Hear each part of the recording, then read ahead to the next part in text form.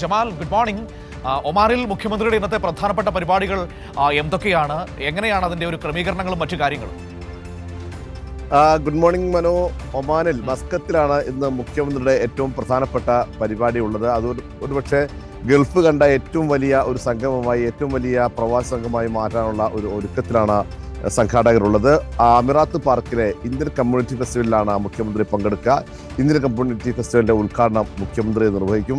വലിയ ഒരു സംവിധാനമാണ് ഇവിടെ സംഘാടകർ ഒരുക്കിയിട്ടുള്ളത്. ഏതാണ്ട് 50,000-ഓളം പേരെ ഉൾക്കൊള്ളാൻ കഴിയുന്ന തരത്തിലുള്ള സംവിധാനമാണ് അധികൃതർ ഒരുക്കിയിട്ടുള്ളത്. ഈ പരിപാടിയിൽ ഇന്ത്യൻ കമ്മ്യൂണിറ്റി ഫെസ്റ്റിവലിൽ മുഖ്യമന്ത്രി ഉദ്ഘാടനം ചെയ്യും. ഒപ്പം തന്നെ ഒമാനിലെ Indian ambassador GV Srinivas, doctor Yusuf Ali, അതുപോലെ തന്നെ Kerala chief secretary A Jayathilak, Galfar Muhammad Ali തുടങ്ങിയ ആളുകൾക്ക് തന്നെയും ഈ പരിപാടിയിൽ നടക്കും. വിവിധങ്ങളായ സാംസ്കാരിക പരിപാടികളും ഇന്ത്യൻ കമ്മ്യൂണിറ്റി ഫെസ്റ്റിവലിന്റെ ഭാഗമായി ഒരുക്കിയിട്ടുണ്ട്.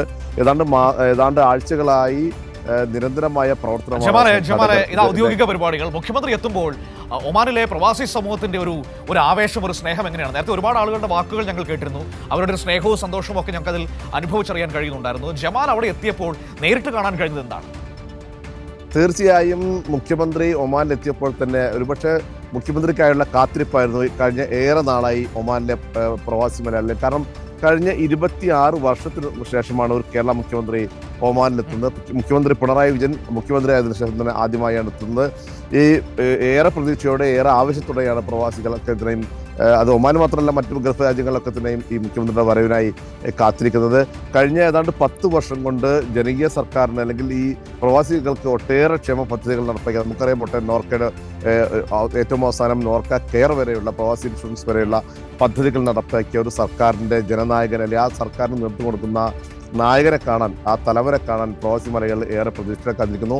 ഒപ്പം തന്നെ ഈ സർക്കാരിന്റെ ബഹ്റൈനിൽ നിന്ന് നേരത്തെ ഉജ്ജ്വലമായ സ്വീകരണമാണ് മുഖ്യമന്ത്രിക്ക് ലഭിച്ചത്. അതുപോലെ, അല്ലെങ്കിൽ അതിനേക്കാൾ ഒരു പടി അപ്പുറത്തെ സ്വീകരണം, അതിനേക്കാൾ മുകളിൽ നിൽക്കുന്ന ഒരു സ്വീകരണം ഒരുക്കാനുള്ള ആവേശവും അല്ലെങ്കിൽ ആ ഒരു സന്തോഷമൊക്കെ പ്രവാസി മലയാളികൾക്കുണ്ട്.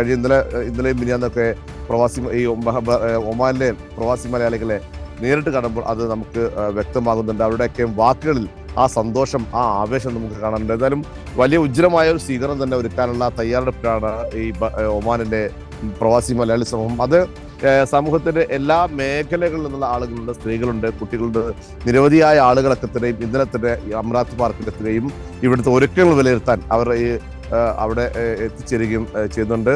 നാളെ മുഖ്യമന്ത്രിക്ക് സലാലയിൽ ഒരു പരിപാടിയുണ്ട്. അവിടെ സലാലയിൽ നടക്കുന്ന പ്രവാസോത്സവം മുഖ്യമന്ത്രി ഉദ്ഘാടനം ചെയ്യും. മലയാളം മിഷന്റെ സലാല ചാപ്റ്ററിന്റെ ഉദ്ഘാടനവും മുഖ്യമന്ത്രി നിർവഹിക്കും. ഇന്നും നാളെയുമാണ് ഒമാനിന്റെ പരിപാടി. ഇന്ന് മസ്കത്തിലെ അമീറാത്ത് പാർക്കിൽ നടക്കുന്ന ഇന്ത്യൻ കമ്മ്യൂണിറ്റി ഫെസ്റ്റിവൽ മുഖ്യമന്ത്രി ഉദ്ഘാടനം ചെയ്യും.